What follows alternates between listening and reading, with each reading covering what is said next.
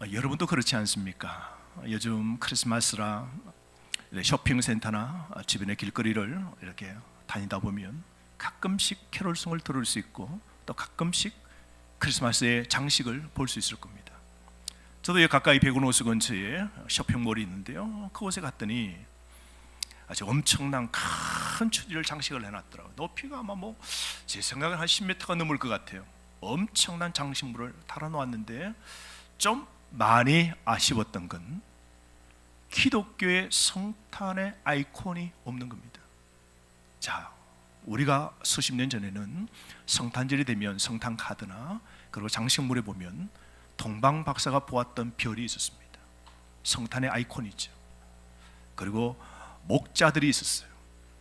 그리고 거기에 들판에서 양들을 치는 목자가 있었고, 그리고 구유에 놓인 아기 예수도 있죠. 이런 게 그림이었고 이런 게 성탄을 나타내는 아이콘이었습니다. 근데 이게 다 사라졌어요. 보았더니 별도 없고 그냥 껌뻑하는 빛만 주릉주릉 달아놓은 겁니다. 오늘 시대의 진정 성탄의 의미를 얼마나 많은 사람들이 알고 있을까? 하나의 노는 날, 공휴일 정도로 아는 오늘 이 시대의 모습을 보면서 씁쓸한 생각이 들었습니다. 특별히 요즘 자라는 어린 아이들 보십시오. 아기 예수는 알지 못하지만 성탄절 산타크로스는 다 너무나 더 잘 알고 있죠. 여러분, 사탄은 산타크로스로 알려진 이 위조품 가지고 오늘 이 세상을 오늘 온전히 도배질하고 있는 것 보십시오. 산타크로스는 캐롤, 학교, 쇼핑센터에서 크리스마스를 다 대체했습니다. 산타크로스는 선물을 나누어 주고 아이들의 마음을 압도하여서 진실을 흙으로 왜곡하면서 세상의 희망이 되었습니다. 성탄절은 예수 그리스도가 아니라 산타크로스가 희망입니다. 산타는 예수 그리스도의 위대한 오늘 모조품이 된 것이죠. 많은 사람들은 성탄을 신화로 여깁니다. 예수가 태어난 걸 흙으로 여깁니다. 성탄의 진정한 의미를 알지 못합니다. 하지만 여러분, 성탄절의 주인공은 예수 그리스도입니다. 세상은 역사적인 이 사실을 우리는 반드시 알아야 되는 것이죠. 자, 그렇다면 여러분, 성탄절은 어떤 날입니까? 첫 번째, 이 성탄절은 하나님의 계획, 하나님의 주권이 이루어진 날입니다. 오늘 본문 누가복음 이 말씀에 보면 예수님의 탄생에 관한 기록이 나오는데요, 다른 복음서는 때로는 예수님의 탄생에 관한 내용들이 없습니다. 근데 누가는 아주 상세하게 예수님의 탄생을 더 자세하게 마태복음과 견주어 더 풍성하게 설명하고 있습니다. 예수님의 탄생은 이 땅 위에 역사적 시 공간 속에서 일어난 것을 분명하게 말씀하고 있거든요. 왜냐하면 많은 사람들이 메시아 예수, 하나님의 아들이 이 땅에 오신 것을 부인하려고 그러죠. 그리고 그것은 허구다, 신하다라고 여길 수 있는 것이죠. 그래서 이 누가복음의 저자 누가는 그 사실을 분명하게 밝히기 위하여 예수님이 역사 어느 지점에 태어나셨는지 역사 속의 역사적 인물 두 사람을 먼저 언급하고 있습니다. 예수님이 태어나셨을 때의 로마 황제와 시리아 총독이 누구인지 밝히는데요, 1절, 2절 말씀 여러분 한번 보시기 바랍니다. 1절, 그때에 가이사 아구스토가 통치하는 시절이었고요. 2절 말씀, 오늘 이 유다 땅의 통치를 하고 있는 수리아, 즉 시리아의 총독이 누구라고요? 구레뇨라는 사람이 역사 속에 통치할 때, 그때 아기 예수가 태어났다. 이건 사실이다라는 걸 말씀하고 있죠. 여러분, 가이사 아구스토는 옥타비아누스입니다. 로마 제국의 첫 번째 황제이죠. 세계사 속에 우리 모두가 알고 있는 그 옥타비아누스, 로마 제국의 첫 번째 그 황제가 통치하는 시절에 그 로마 제국의 변방 유다 지역에서 예수 그리스도가 탄생합니다. 오늘 로마 제국의 첫 번째 황제 가이사 아구스토는 절대 권력을 행사하면서 자신을 신격화한 인물입니다. 자신은 신이다, 짐은 신이다 라고 그랬죠. 그런 제국의 유지와 변능을 위해서 세금을 거두기로 합니다. 그래서 사람 인구 조사를 명을 내리게 됩니다. 그 당시 로마 제국의 이 압제 속에 있었던 유다 백성들은 굉장히 어렵고 빈궁하죠. 착취를 당합니다. 엄청난 세금들을 부과합니다. 그러니까 한마디로 말하면 먹고 살기가 너무 힘든 거죠. 요즘 말로 하면 뭐 이자가 3%가 6%가 되고 7%가 되듯 오늘 계속해서 곤두박치는 삶이 퍽퍽하듯이 이 당시에 아무리 거두어도 로마가 그냥 빨대를 꽂아서 그냥 쫙 빨아가듯이 세금을 착취하고 그리고 반란을 일으키면 로마는 구두발로 군하로 짓밟아 그들을 눌렀습니다. 그러므로 로마 식민지에 있던 이 유대인들은 암울한 삶을 살고 그런 희망이 전혀 없는 그런 삶을 살아가게 되었습니다. 로마 제국은 이스라엘 민족을 무자비하게 통치했죠. 로마 제국의 거짓의 이 평화 폭정 아래에서 그들은 신음하면서 그렇게 보내게 됩니다. 그들은 그래서 하나님의 평화, 구약에 말하는 그 메시아가 오시면 이 땅의 고난과 슬픔과 고통은 끝나고 참된 평화가 온다고 그랬는데 그 메시아를 많은 사람들이 간절히 고대하고 기다리고 있었습니다. 그래서 이 당시에 메시아 사상이 팽배해졌던 그런 때였습니다. 바로 그런 시기에 아기 예수가 탄생하게 됩니다. 그래서 성경에 보면 예수님의 출생은 가장 적절한 시기라 그러면서 때가 참해라고 그럽니다. 시간이 꽉 찼다는 겁니다. 여러분, 모든 일은 하나님이 다 계획하십니다. 하나님은 모든 일에 타이밍을 맞추시고 역사를 다 이끌어 가시는 것이죠. 하나님은 주권적으로 작정한 기간이 되었을 때 하나님께서 예수 그리스도를 보내주시고자 작정한 그 기간이 꽉 찼을 때 바로 이때 하나님께서 아들 예수 그리스도를 이 땅에 탄생하도록 그렇게 계획하시고 이 일을 움직이십니다. 하나님께서 그래서 먼저 사용하신 그 사람이 인물이 누굽니까? 가이사 아구스도 로마 황제입니다. 로마 황제가 되자마자 뭘 합니까? 인구조사를 실시하게 됩니다. 자, 인구조사가 명이 떨어지자 오늘 유대 지역 변방의 갈릴리 지역에 있는 요셉과 마리아가 이제 결혼하여 임신하여 이제 아이를 배게 되는데요. 한 9개월쯤 되었어요.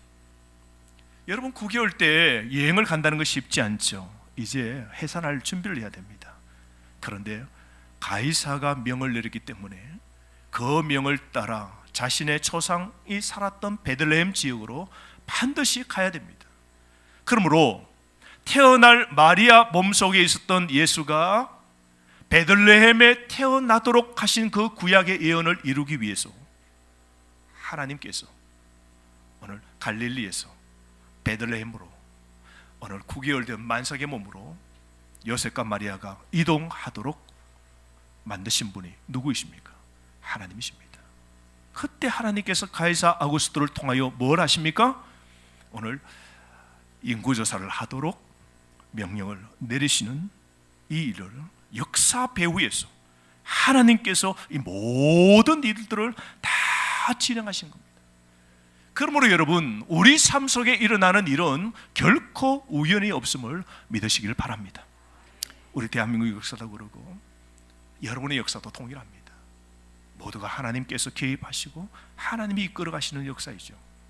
자, 구약에 한번 더 구체적으로 보신다면 여러분 요나 사건을 보십시오. 요나서에 보면 요나가 하나님의 부름을 받고 하나님의 그 사명을 받게 됩니다. 뭡니까? 적국인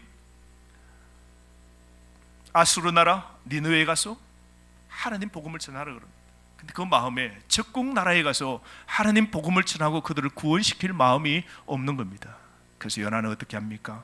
하나님의 방향이 아닌 반대 방향으로 갑니다. 지중해 끝 지점 다시스라 하는 곳으로 가기 위하여 자신이 인생의 계획을 세웁니다. 나는 떠나리라. 하나님의 그 명령 내가 순종하지 못하겠노라. 계획을 세우고 실행합니다. 배를 타기 위해서 욥바의 항구로 가게 되는데 때마침 그게 뭐가 있었습니까? 다시스로 가는 배가 있는 겁니다. 자기의 계획이 정확하게 이루어지는 것, 너무 놀랍죠. 배를 탑니다. 배를 타고 조금 지중해 연안으로 들어가서 한참 가는데 갑자기 지중해에 이 바다가, 조용한 바다가 막 파도가 치고 태풍이 불고 막 물길이 배 속으로 들어오게 됩니다. 사람들이 다 죽었다고 그럽니다. 그때 모든 사람이 살기 위해서 팔려고 하는 물건도 다 바다에 던집니다. 살고자 발버둥치게 되죠. 그때 사람들이 인생에 할 수 있는 모든 방법을 동원하지만 이 파도와 싸워 이겨낼 수 없는 겁니다. 삶 속에 갑자기 당한 이 문제를 자신의 방법으로 풀 수 없는 것이죠. 그래서 사람들이 묻습니다. 이게 누구의 잘못인고? 라고 하면서 그들이 제비를 뽑아보자 그럽니다. 제비를 돌리고 제비에 표시를 냈겠죠. 빨간색 칠한 사람이 문제다 라듯이 종이를 다 돌렸습니다. 근데 그 가운데 뽑힌 사람이 누굽니까? 요나입니다.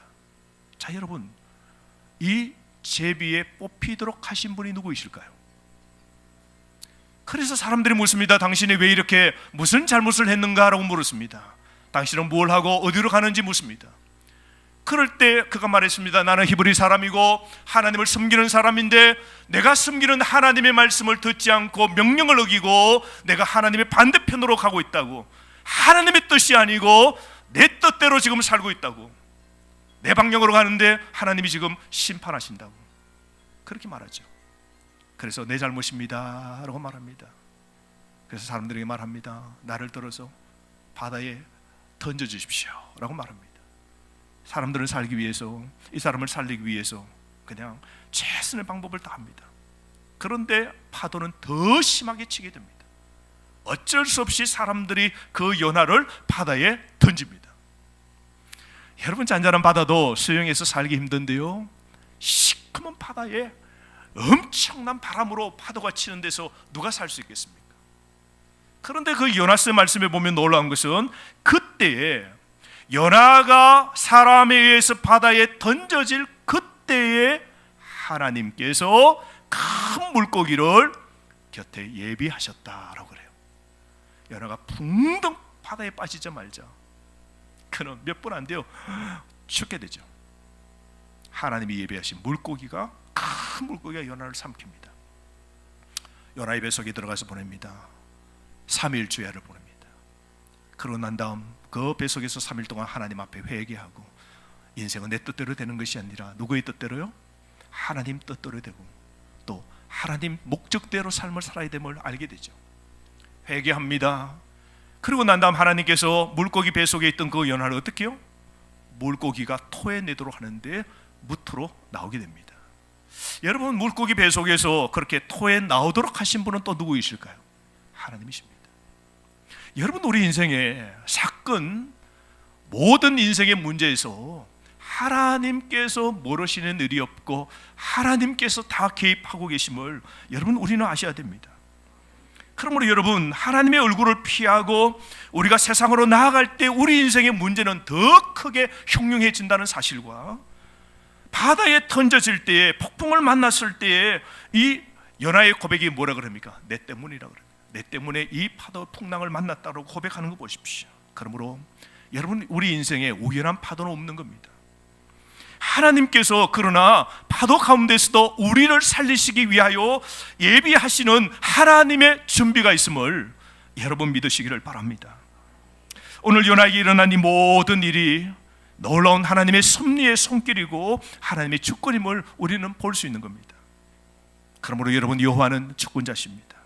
우리 하나님은 모든 창조물 위에 계시고 모든 것은 하나님의 뜻대로 다 이루어지도록 하나님이 하시는 것이죠. 그러므로 여러분, 하나님은 창조와 섭리와 구속과 심판의 구세주입니다. 주권자십니다. 하나님 없이는 우리 존재도 없고요, 구원도 없고요, 우리에게 희망도 없는 겁니다. 하나님은 우리의 왕이십니다. 우리의 모든 것의 주인이십니다. 하나님은 당신이 하고 싶은 일을 하실 수 있고, 하고 싶을 때 하고 싶은 일을 원하시는 방식으로 모든 걸 하실 수 있는 전지전능하신 분이십니다. 그러므로 여러분, 우리 삶의 모든 것은 하나님으로부터 하나님을 통하여 하나님께로 오는 겁니다. 그러므로 우리 삶의 모든 것이 하나님을 통해 일어나는 겁니다. 그러므로 여러분, 하나님 길에는 결코 우연이 없는 겁니다.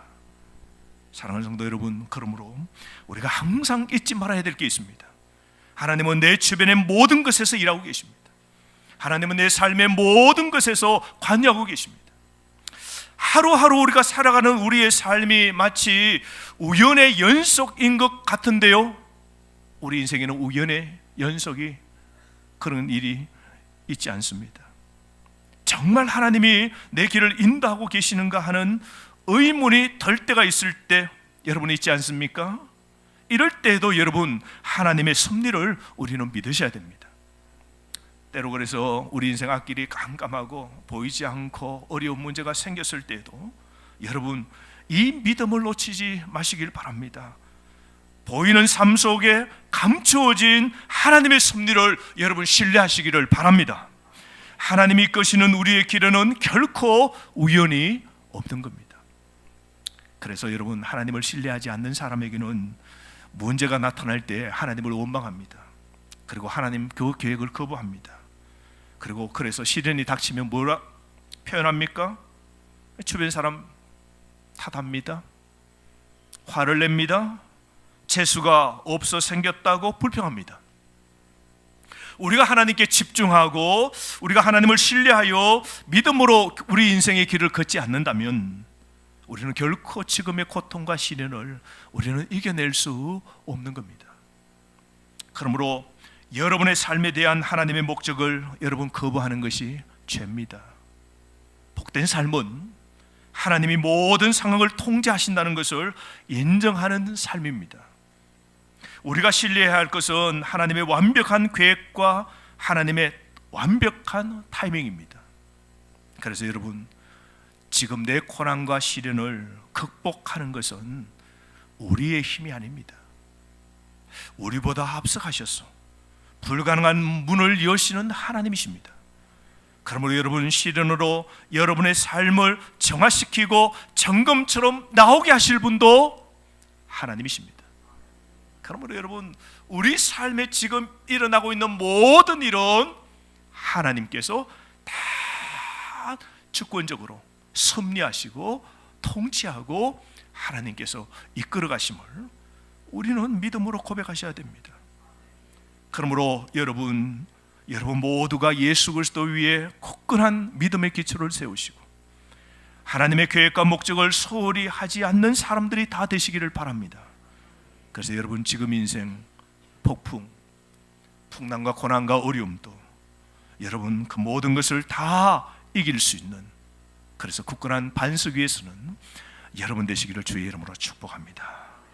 그래서 여러분 그 다음 사건 보십시오. 이 로마 황제가 로마 제국의 모든 백성에게 세금을 내라고 인구조사를 할 때에 그 포교령이 내려지자 모든 사람들이 인구조사 때문에 자리를 이동하게 됩니다. 3절 말씀 보십시오.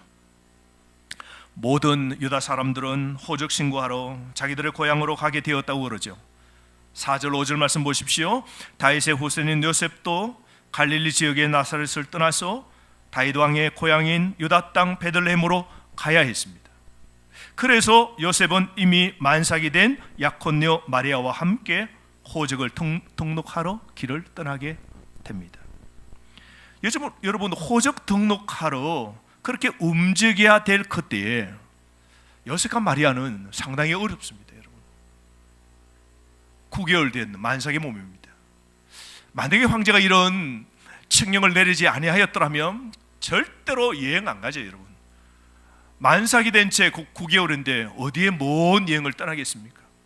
나귀를 타든 길을 걸어가든 모든 것이 불편하죠. 모든 게 예기치 않는 뜻밖의 여정입니다. 갈릴리에서 여러분 베들레헴까지 먼 길을 가는 것은 어렵습니다. 광야 같은 길을 걸어야 됩니다. 광야 계곡, 특별히 여리고에서 예루살렘으로 올라가는 길은 강도들이 많은 그런 협곡입니다.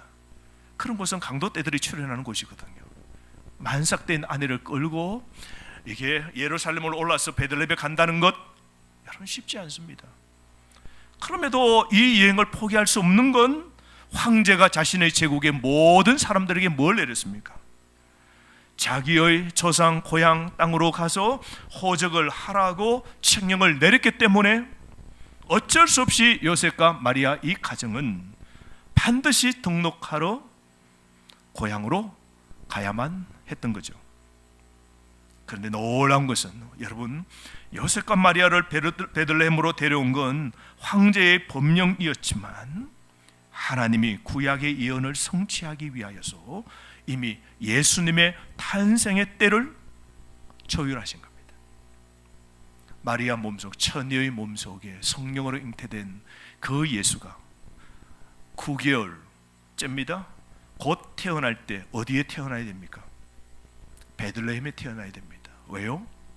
구약에 보면 예수님이 땅에 오실 걸 메시아에 대한 예언이 한 300가지가 되는데요, 그 가운데 미가 선지자가 약 예수님 오시기 전 700년 전에 메시아가 이 땅에 오실 때 베들레헴에서 태어난다고 예언했습니다.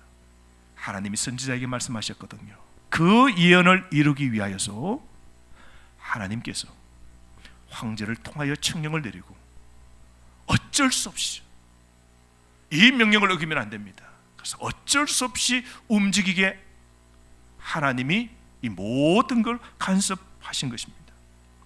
이처럼 예수님이 베들레헴에 출생하신 것은 불가항력적인 상황으로 생긴 하나님의 계획이었습니다. 그러므로 여러분, 하나님은 세상의 일들을 다 조정하시고 당신의 뜻과 계획을 다 이루어 가십니다. 역사는 그러므로 여러분 하나님 손에 있는 겁니다. 오늘 우리의 인생은 누구의 손에 있다고요? 하나님 손에 있습니다.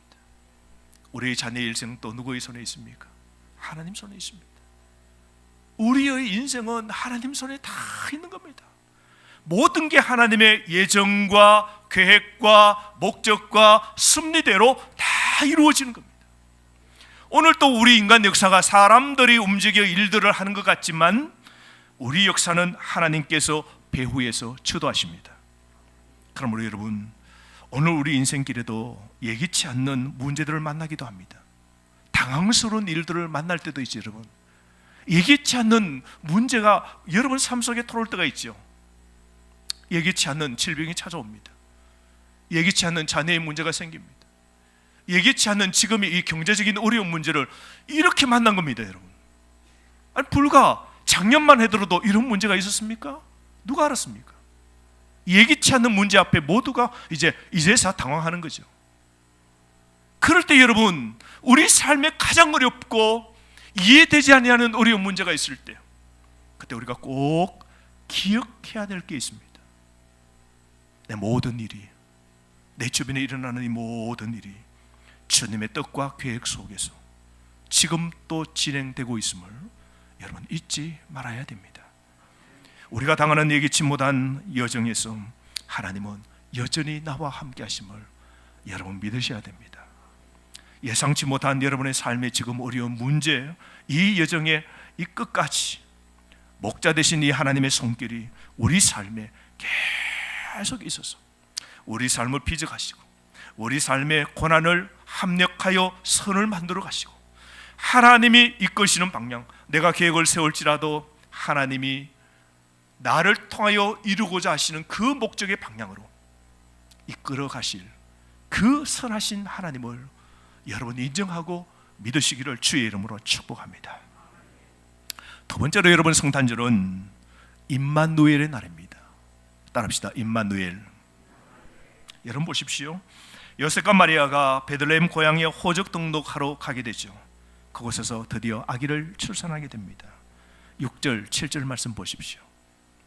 그들이 베들레헴에 머물고 있는 동안 달이 차서 아기를 낳을 때가 되었죠. 7절 말씀 보십시오. 마침내 마리아는 첫 아들을 낳고는 아기를 강보 보자기에 싸서 구유 짐승의 먹이통에 그렇게 눕혀두게 됩니다. 왜 그렇습니까? 당시에 마을 여관이 다 차서 그들이 묵을 방이 전혀 없었기 때문이라 그렇게 설명합니다. 여러분 보십시오. 세상에서 가장 무기력한 사람이 누구일까요? 갓 태어난 아기가 세상에서 가장 무기력한 사람일 겁니다. 뿐만 아니라 세상에서 가장 연약한 사람이 누구일까요?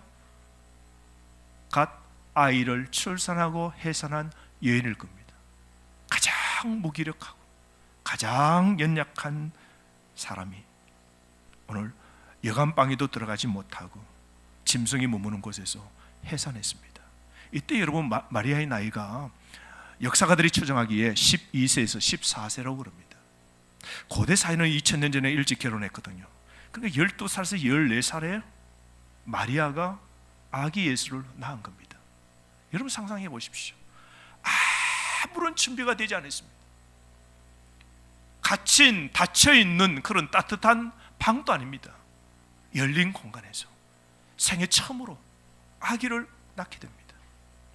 얼른 그 아기가 추울까 싶어서 보자기에 사서 놓을 곳이 없습니다. 나무를 깎아 만든 긴 그런 파여진 홈이 있는 먹이통에 그 아이를 놓게 됩니다. 아이를 낳고 그 해산한 몸을 마지막을 추스리는 장면도 한번 상상해 보십시오. 그 요셉은 처음으로 또 이 장면과 이 아내의 모습을 보면서 어찌할 바를 모르는 그 환경을 여러분 한번 상상해 보시기를 바랍니다.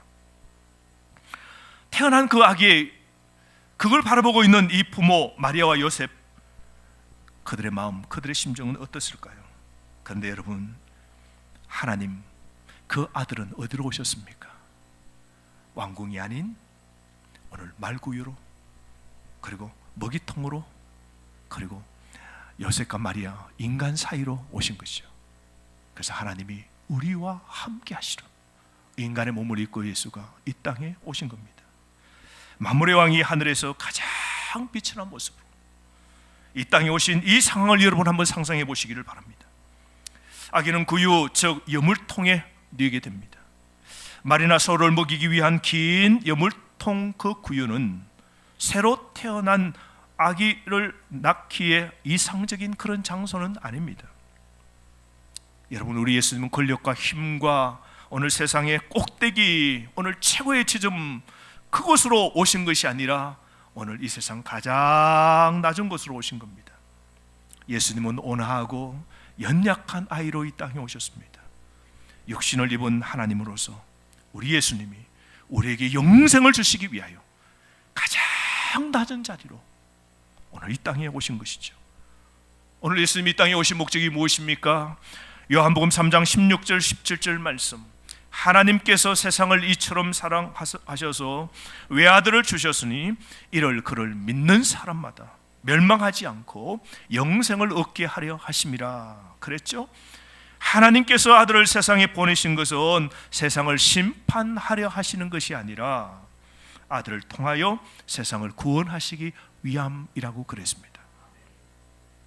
여러분, 예수님은 이 땅에 오셔서 자신을 위해 아무 평판도 남기지 아니하시고 그저 믿는 자에게, 자신을 믿는 자에게 영생을 주시기 위하여, 우리와 함께 하시기 위하여 자신을 낮추셔서 이 세상에 오신 겁니다. 그러므로 여러분, 예수님의 이 탄생은, 이 세상에 의미가 있는 것은 하나님이 오셨다는 겁니다. 임마누엘, 하나님이 우리와 함께 계시기 위하여 이 땅에 사람의 몸을 입고 아기로 이 땅에 오신 겁니다. 그래서 하나님은 우리 곁에서 연약한 우리를 돕고 넘어진 우리를 일으켜 세우시고 우리를 지지하기 위하여, 우리에게 영생을 주시기 위하여 우리 곁으로 오신 겁니다. 지금 우리 곁에 계신 겁니다. 우리가 직면하고 있는 오늘 삶의 이 문제, 고난, 오늘 육체의 질병, 그 고통, 그 압력이 아무리 세고 아무리 강할지라도 하나님은 여전히 우리와 항상 함께 하시는 겁니다. 여러분, 이게 놀라운 은혜죠. 여호수아 1장에 보시면 거기에 여호수아가 나타납니다. 모세가 세상을 떠나고 오늘 장정만 60만, 약 한 250만 명의 이 이스라엘 사람들을 이끌어가야 됩니다. 얼마나 힘들겠습니까? 모세는 광야로 이스라엘 백성을 인도했다면 이제 여호수아는 이제 약속의 땅, 그 여단강을 건너 들어가 가나안의 7 족속들과 싸움을 해야 돼요. 날마다 전쟁을 해서 그 땅을 차지해야 되는 겁니다.